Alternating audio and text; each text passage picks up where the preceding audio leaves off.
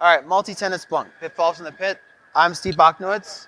Um, uh, this is a brief kind of expansion on a talk I gave a couple years ago about being able to build out multi-tenant Splunk. Forward-looking statement: I'm not a Splunk employee. I don't work for Splunk. You shouldn't buy Splunk products based on what I say. I'm a security architect. That's my main role. I'm here as me, though, not my university. I work for the University of Maryland. Kind of a real brief highlight about what we've done. We started out as a relatively small environment, 100 gigs a day. Small, big for some, small for others. We expanded a security use case. We grew to 200 gigs. Happened to have a data breach kind of in there, helped grow some things. In 2017, I came on board and we grew to 1.7 terabytes a day. We are now at 3 terabytes, and this coming fall we'll be migrating to the new pricing model for Splunk, so we'll see how that goes. And my goal was basically to expand Splunk to all of campus. So we have 121 different disparate IT groups on campus. They have their own responsibilities. Some leverage our IT group for technology, others completely go out and buy themselves. And so we have 2 data centers, 12 indexers, 2 search heads, a cluster master, and a deployment server. My goal was to make Splunk as a service, as we just kind of said. Splunk base. The biggest challenge in my environment has been Splunk base. It's a great tool and resource for a lot of apps, a lot of technology, but keep in mind there are a lot of things that can get you in a multi-tenant environment. Particularly apps that have search heads, or search apps that have searches, might also have lookups. Out of the box, a lot of these lookups are going to run a system. And if you give access to that to either a specific group, this one app, or multiple groups, you may actually leach data across multiple indexes. That being said, some of the easy parts is if you really need that app, break it apart, make a copy of the apps, one for the one group, one for the other, or do a complicated lookup scenario where you can kind of tie multiple different types of lookups together. And the other apps, sim and field abstractions are great. So if it's anything that's just a generic extractions, there's not actually anything that touches the data, you should be very good at it. A lot of my talk is kind of help from other people and learning from others. There's 2 other good talks about multi-tenant, and then one of the other, Peter, his old talk, how we do forwarder management to be able to have a multi-tenant forwarder.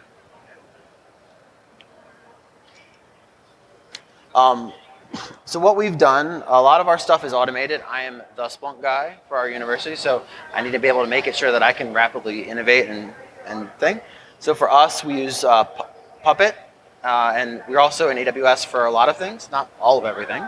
Our Splunk infrastructure is actually on-prem, but we use AWS for all of our applications. So what happens is when a new department spins up an application in AWS, Puppet runs and there's a new CloudFormation stack, we automatically create the indexes on our indexers for those new apps, and it gets deployed. So I don't have to go in and create new apps and new indexes for these applications. Everything's all there.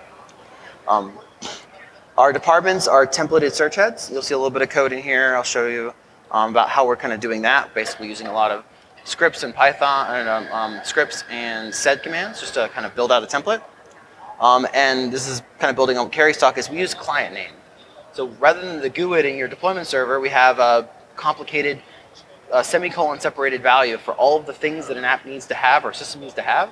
So if you're a web server, you're running Apache, you get comp : Apache. You're in our AWS environment, you get an AWS tag. And so we're building apps all together for one forwarder. So I don't have to worry about going in and mapping this forwarder to this group or these different roles. It's all automatic. Naming convention standards are really important. Start early, start often.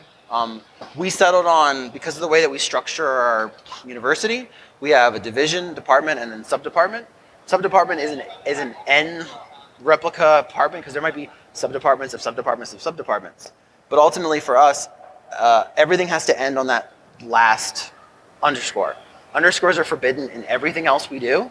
So no index names with underscores, no searches, no anything. We're not supposed to have them in this. So, yes, there's the start with underscore is still special. The So for us, that really helps us so I can actually do one very nice simple thing, which is wildcards. So when we create the roles and data, and you'll see this in a minute, for these different departments, I can just say, here's your prefix underscore asterisk. And so I don't have to worry then about that breaking and everything. And that's why it's also really important about making sure where you end and start, and set up your kind of defined excluded characters ahead of time so that you don't use them elsewhere to prevent this risk. We create custom maps for each department. We have a separate read role and a separate write role. We have a separate index role, and then we talked about index wildcards. We use a custom permission to allow access to common commands and features. Specifically, we have a management role, which gives an access to just the apps themselves for a knowledge management for the groups. So they might not have access to the data, but they can manage the app to be able to fix searches, fix knowledge base object ownership. So this is kind of a real brief example of what we have for our department apps. So on the left here, upper left, is our authorized conf. So this is there's our read role, there's our write role. These are just placeholders. They don't actually have to have any permissions in them. They just have to be defined to exist. We then use, there's my index search, my indexes, so we can say all prefix star. My user preferences, so they get defined to their namespace, so they get to the right place. And then there's my default meta. The metadata is really where the important part is. This is what kind of sets up and says what can be allowed, what can't be allowed, who has access to what. So by default, we give everyone access to read and write based on the permissions there, and then we export equals app. So this keeps the attributes and data in the app contained within the application themselves, so the customer's data doesn't leach elsewhere for knowledge objects, etc. I'll get to it later in the talk, but there's actually a way to kind of help stack departmental apps on top of each other and take advantage of still app export feature sets. And then the other thing is building your the navigation UI, right? So in my case, there's search apps, there's data summaries. I have a little Windows collection of different Windows stuff. You can build them in the template, so that way everyone kind of has the same experience. So dashboards include a view from a managed app for quick changes. So when I go back to this other view, you'll notice here it says collection Windows, and there's a bunch of view names. That Windows collection app is actually another app that we're actually bringing in those views from, those dashboards, so that I can maintain another app for that template. I can make changes there, and it immediately affects all the customers, because while the view is still running and the dashboard's still running in their app context, the data that's inferred is being exported or imported from the other app. You can see there at the bottom. So directly include other views in the dashboard for that, and then add import default meta for knowledge objects for other apps. So if you have, if your app is already export system, you don't need to do this. It's already being imported. But if you do want to provide that restriction, you can say in here, import from other app. So that data will be pulled in from that app. So you have some level of control about what does and doesn't get imported. They do need to make sure that you have the read access for that other app so that it's there. Otherwise, you will have the problem of it's not available. Lookups. They can be your friend. They can be your data breacher. Lookups are a great source for data. However, many of the apps use lookups, like I said, run a system, potentially collect data from unnecessary sources. If you really need to, you can create a service account or assign these to a specific user that has a constrained search. That way they don't run as system and they run as the user.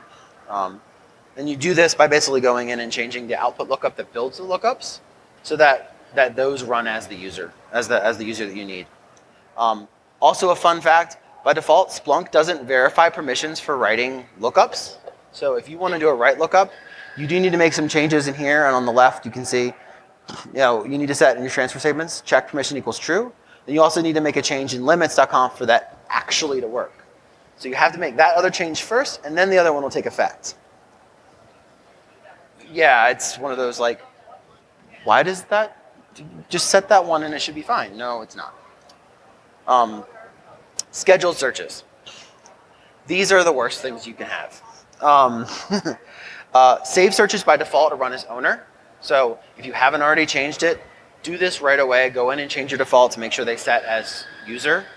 Unfortunately, if you already have saved searches that exist, even after you set this, you will need to go back and change those. So you'll need to go back into the save searches conf and reset them to run as user if you already run an existing environment. So if you do this from the beginning, you don't have to worry about it. However, there is an alternate option, which is in your in the limits config, you can actually force save search dispatch as user. So this will override it for the certain circumstances where you actually can legitimately run all searches as the user. That's fine. There are certain circumstances though where you may want in your environment to be able to legitimately say these searches should run as a different owner, and then that would potentially be a challenge. So that's something to consider when you're designing your environment, and you're designing your search head with multi-tenancy, about which users you want to be able to accommodate only running as the user versus searches that might need to be able to take advantage of the kind of like the sneaky permission capabilities of running this as a different user. Scheduled searches always run as owner. There's no control about preventing this because it makes sense, right? It doesn't know who else it needs to be when it runs. For me, we have a separate set. As you saw, we create roles for both the indexes, the apps. We have another set of roles we create for privileges. We actually segregate privileges out separately, and I actually prevent most users from doing scheduled searches. They can't schedule them, so that way they can't create alerts, they can't create things. What I do is there's a memorandum of understanding that a user has to sign and agree to that says you understand these things when you get this privilege. One, any searches that you run, other people can potentially have access to if you accidentally share it improperly, and you're responsible for the data that's breached in that circumstance. Also, the running inefficient searches or bad searches may result in your inability to use Splunk in the future. So I've kind of like I'll give you a warning and I'll stop you. I happen to had a graduate assistant in a group that didn't kind of get the idea about how to use he clicked all time. I don't take it away. I probably should sometimes. You can. He used it and he ran it on a search every 10 minutes. And this was unfortunately an index that we had multiple years worth of data in. So it wasn't a small index where we only keep for a month. It was one of the big ones.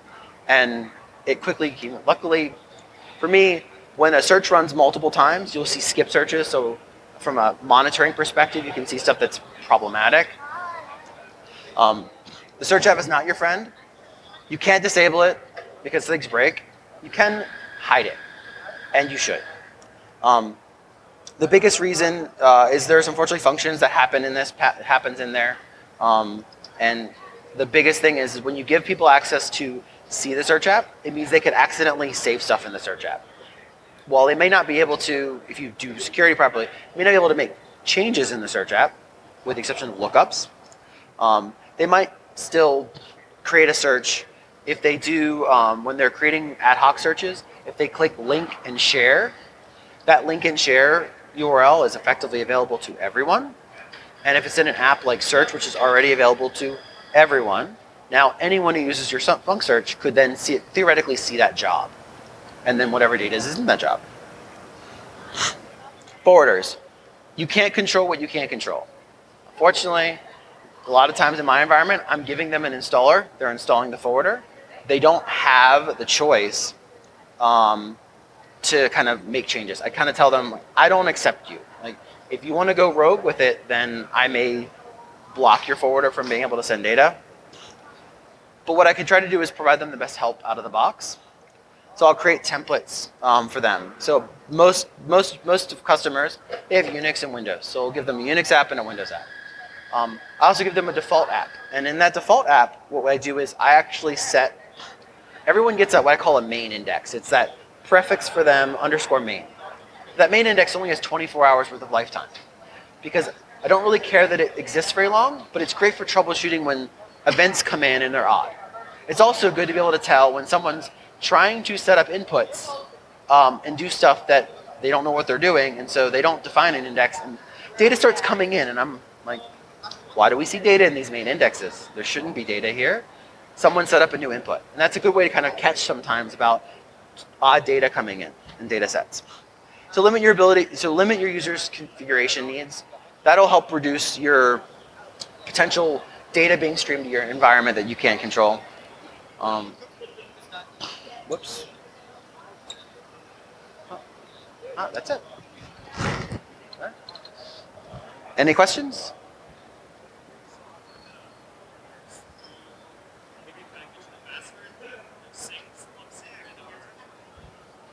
So for the question was for the forwarders. So as of right now, I encourage them to use generate and seed. We don't do any remote communication forwarder management. So we only rely them to come and communicate to us. So for us, it's basically I give them a config line and they just communicate into our deployment server, and then everything else is handled from there. I don't, most times because I don't want to have to deal with firewall route paths into their forwarder, so I just kind of treat them as like, if you're sending me data, great, I see you, otherwise you don't exist.